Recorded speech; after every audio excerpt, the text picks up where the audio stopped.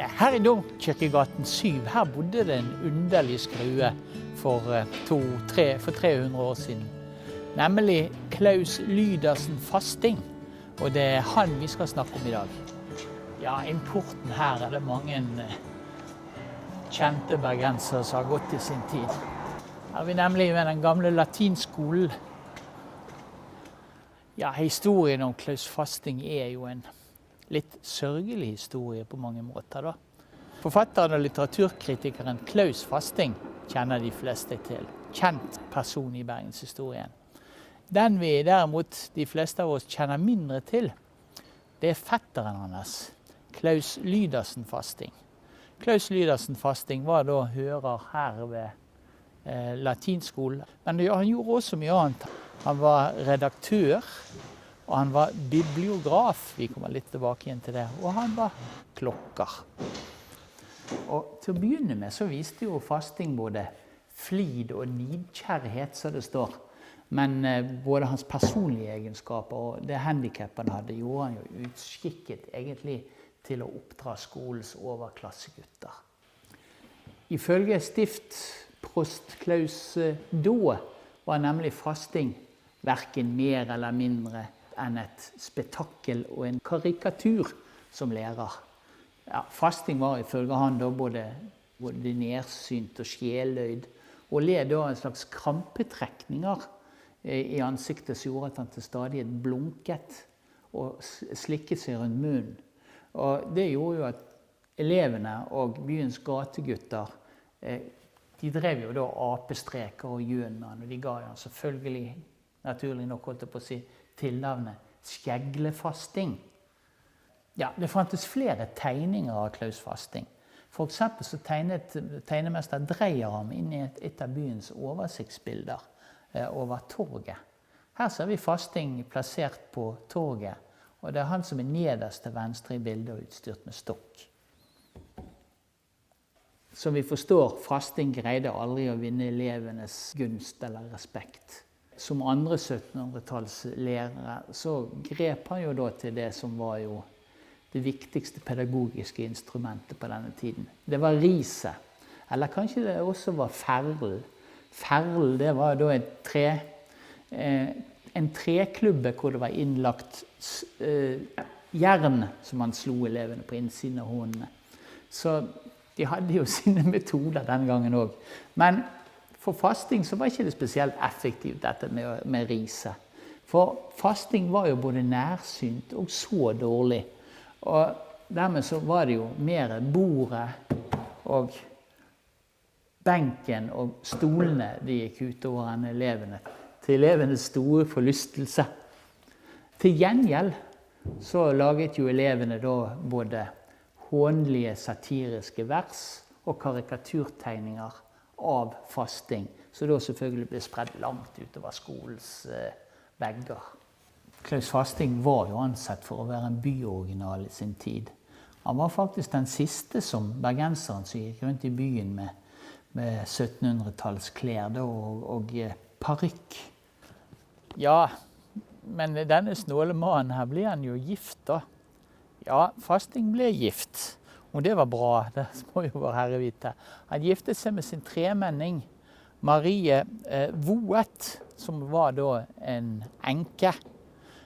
Om hun forteller Nordal Brun at hun var en meget skytisk hustrue. Altså skytterne var jo kjent for å være et veldig hissig og krigers folkeslag, så kan dere legge i det dere vet selv. Vel, og ekteskapet skal da ha vært svært ulykkelig. På denne bakgrunnen så er det kanskje ikke så rart at det begynte å gå et rykte om at Fasting var drikkfeldig, at han søkte trøst i flasken.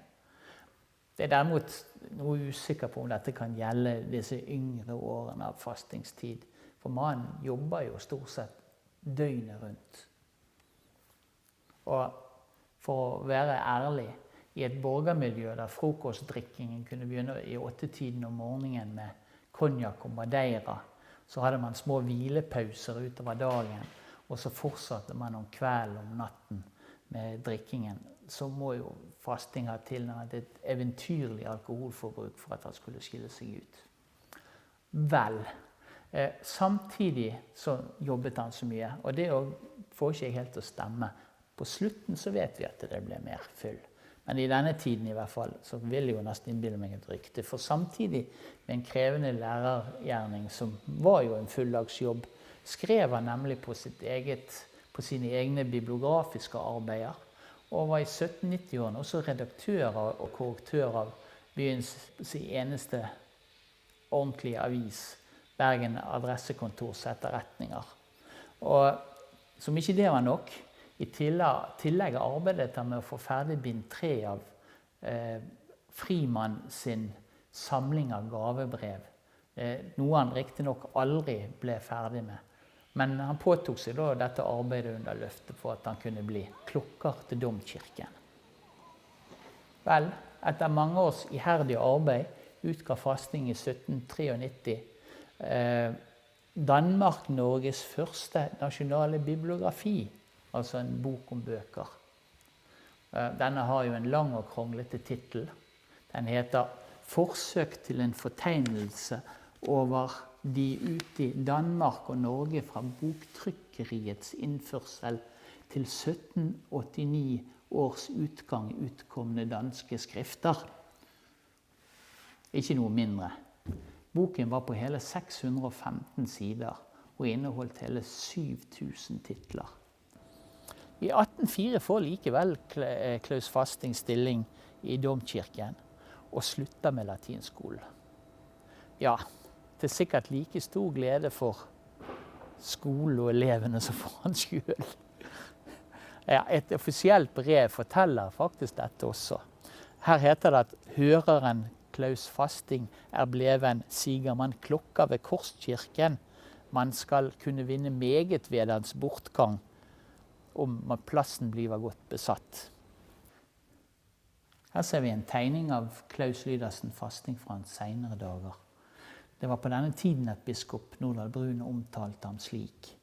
Men figuren, og den elendig, den ligner en utstoppet kapun. Det jo en kastrert hane.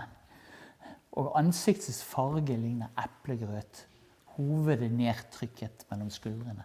I øynene ingen ild, en fedme over den hele kropp, som svampaktig eller ligner gelé. Vel, den upopulære Fasting jobbet nå da mange år som klokker også. Og under klokkertiden så var han også organist i domkirken. Det var et verv han hadde faktisk helt til han ble syk i 1826. I 1815 så ble han da enkemann. Ikke sikkert han var veldig lei seg for det. I 1827 så dør han da endelig selv etter et langt og, ja, utifra det vi gjør her, kanskje sørgmodig liv. Hvem vet? Ingen som kan sette seg til dommer over andre. Men et smededikt som verserte om han i byen på de siste årene av hans liv, har jo jeg tenkt vi kunne avslutte denne lille filmen vår med. Jeg klokker Klaus Fasting heter. Min ordensdrakt kappe Jeg bruker sjelden syndig eder, men amen, amen, desto mer. Og når meg ledig timer gives, av disse mange skjenkes mig, som klokka da mitt blod opplives, når druesaft jeg nyter dig. Du kvæger, lesker giver mot, og varmer gammelt klokka blod. Ja, her henspilles det da selvfølgelig på den gode klokkerens alkoholbruk. Og med det så lar vi Klaus Fasting hvile i fred og tar turen ut av latinskolen.